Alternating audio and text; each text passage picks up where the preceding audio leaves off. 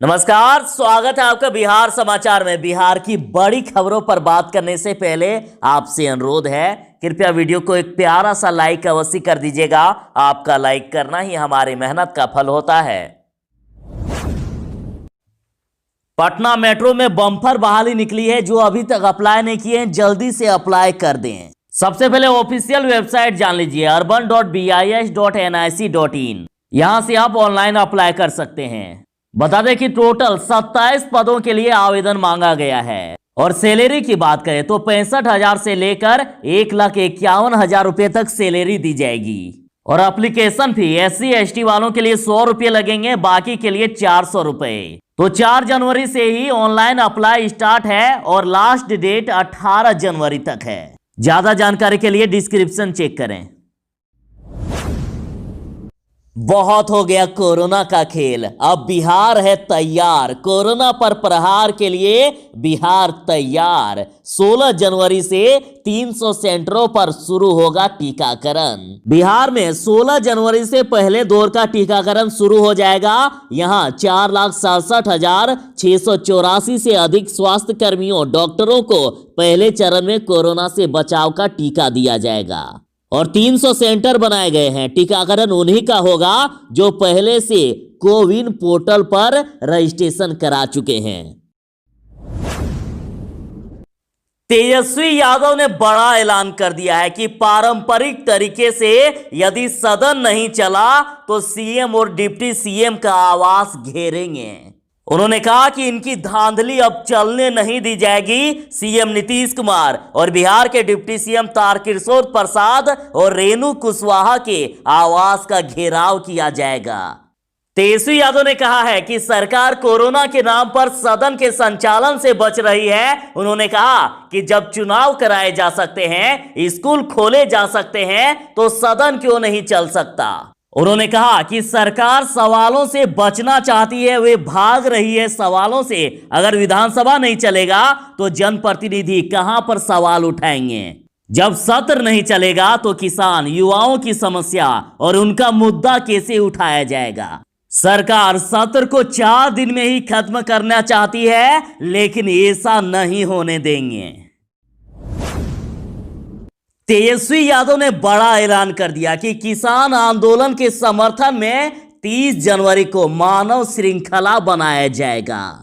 तेजस्वी यादव ने कहा कि केंद्र सरकार को न तो धान की खरीद से मतलब है, न ही किसान की जान से। उन्होंने कहा कि अब तक कई किसानों की मौत हो चुकी है, लेकिन सरकार का कोई ध्यान नहीं है। तेजस्वी यादव ने कहा कि महागठबंधन के सभी दल मिलकर किसानों के समर्थन में 30 जनवरी को पंचायत स्तर पर मानव श्रृंखला बनाएंगे। नीतीश सरकार को किसानों से कोई लेना देना नहीं है। बिहार के किसान सस्ते दाम पर धान बेचने को मजबूर हैं। सरकार किसानों को और कंगाल बना रही है।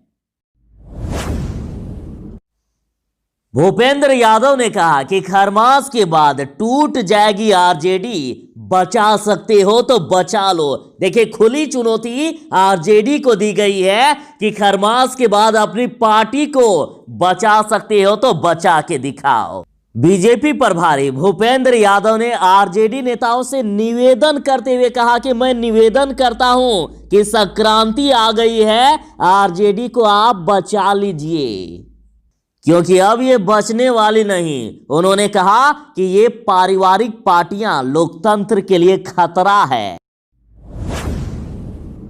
बीजेपी के भूपेंद्र यादव ने तो ये ऐलान कर दिया है कि आरजेडी में भारी टूट होने वाली है। तो अब आपको मैं कुछ नियम कानून बताता हूं। देखिए, देश में दल बदल कानून लागू है। किसी भी पार्टी में टूट के लिए उसके विधायकों या सांसदों की कुल संख्या 2/3 का टूटना जरूरी है। बिहार में आरजेडी के 75 विधायक हैं। दल बदल कानून के तहत उसका 2/3 यानी 50 विधायक टूटेंगे, तभी ये सही माना जाएगा। और इससे कम विधायक अगर पार्टी से अलग होते हैं तो उनकी विधायकी रद्द हो जाएगी। तो अब सवाल ये उठता है कि वाकई आरजेडी में इतना भारी विद्रोह की स्थिति है क्या? 50 विधायक आरजेडी से अलग हो सकते हैं? वैसे तो कुछ नाराजगी किसी में दिख नहीं रही है। अब ये हैरान करने वाली बात है, क्योंकि सियासत में कहीं आग लगती है तो धुआं जरूर ही उठता है, मगर आरजेडी में फिलहाल कोई धुआं नजर नहीं आ रहा है।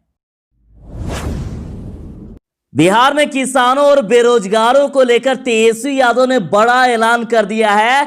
कहा है यदि पलायन नहीं रुका तो सरकार की खैर नहीं। सबसे पहले तो ये बता दूं कि बिहार में शहीद दिवस के मौके पर महागठबंधन मानव श्रृंखला बना रहा है, और साथ ही तेजस्वी यादव ने कहा है कि सरकार खेती करने और गांव में रहने वालों को बेरोजगार बनाना चाहती है। युवाओं के पास डिग्री है, उन्हें नौकरी नहीं मिल रही है। तेजस्वी यादव ने कहा कि साल 2006 के बाद बिहार के किसान मजदूर बनने लगे। आज भी बिहार से मजदूरों और गरीबों का पलायन नहीं रुका है। अतः अब शहीद दिवस के मौके पर मानव श्रृंखला का निर्माण होगा। उमेश कुशवाहा को जदयू का नया प्रदेश अध्यक्ष बनाया गया है, तो इस पर तेजस्वी यादव ने तंज कसा। तेजस्वी यादव ने कहा कि नीतीश कुमार तो कुंडली देखकर पद देते हैं, तो फिर अशोक चौधरी की कुंडली में भ्रष्टाचार कैसे था। उमेश कुशवाहा पर तेजस्वी यादव ने कहा कि अब जो नया प्रदेश अध्यक्ष बने हैं, जरा उनका भी क्रिमिनल रिकॉर्ड देख लीजिएगा, उन पर क्या क्या आरोप लगे हैं जरा देख लीजिएगा। बता दें कि उमेश कुशवाहा को जदयू का नया प्रदेश अध्यक्ष बनाया गया है, तो इस पर राष्ट्रीय जनता दल ने कहा है कि आरएलएसपी नेता मनीष साहनी के हत्यारोपी उमेश कुशवाहा को जदयू का प्रदेश अध्यक्ष बनाया गया। अफसरशाही से सुनियोजित भ्रष्टाचार के जनक को जदयू का राष्ट्रीय अध्यक्ष बनाया गया, और इनसे पहले वाले राष्ट्रीय अध्यक्ष पर भी हत्या का आरोप था। जदयू बीजेपी में आगे बढ़ने के लिए हत्या भ्रष्टाचार जरूरी है। और देखिए, राजद नेता के द्वारा ये न्यूज शेयर की गई है, जिसमें से ये कहा जा रहा है कि बिहार के वैशाली में आरएलएसपी के जिला सचिव और जनदाहा के प्रमुख मनीष साहनी के हत्या के मामले में जदयू के विधायक उमेश कुशवाहा समेत 10 लोगों के खिलाफ एफआईआर दर्ज किया गया। बता दें कि ये जी बिहार झारखंड की पुरानी न्यूज है। बिहार वालों को नए साल की सौगात। बिहार के 18 जिलों में बनेंगे 148 नए पुल। ग्रामीण इलाकों का होगा विकास। बिहार में प्रधानमंत्री ग्रामीण सड़क योजना के तहत 18 जिलों में 148 पुलों को बनाने की शुरुआत मार्च महीने से होने की संभावना है, और इन पुलों की लंबाई करीब 7,296 मीटर होगी, और 5 साल में बनाने और मेंटेनेंस की कुल लागत 357 करोड़ 46 हजार रुपए का अनुमान है। इसमें राज्य सरकार के हिस्से में 143 करोड़ 61 लाख रुपए खर्च किए जा रहे हैं। बता दें कि हरियाणा के मुख्यमंत्री को किसानों ने काला झंडा दिखाकर विरोध किया। तो अब राजद का कहना है कि जो हरियाणा के मुख्यमंत्री के साथ हुआ है वही हाल होगा उन सभी के साथ जो किसानों के विरोध में खड़े हैं, जो किसानों की छाती चढ़े, उनका गला घोटने को आतुर हर अहंकारी राजनेता या दुष्चारी ताकत के साथ होगा। अब किसी को भी बर्दाश्त नहीं किया जाएगा, क्योंकि ये देश के अस्तित्व की बात है। देश का किसान और मजदूर ही देश का वास्तविक भाग्य विधाता है। सीएम नीतीश के बाद ललन सिंह का छलका दर्द और कहा हमारे खिलाफ रची गई साजिश।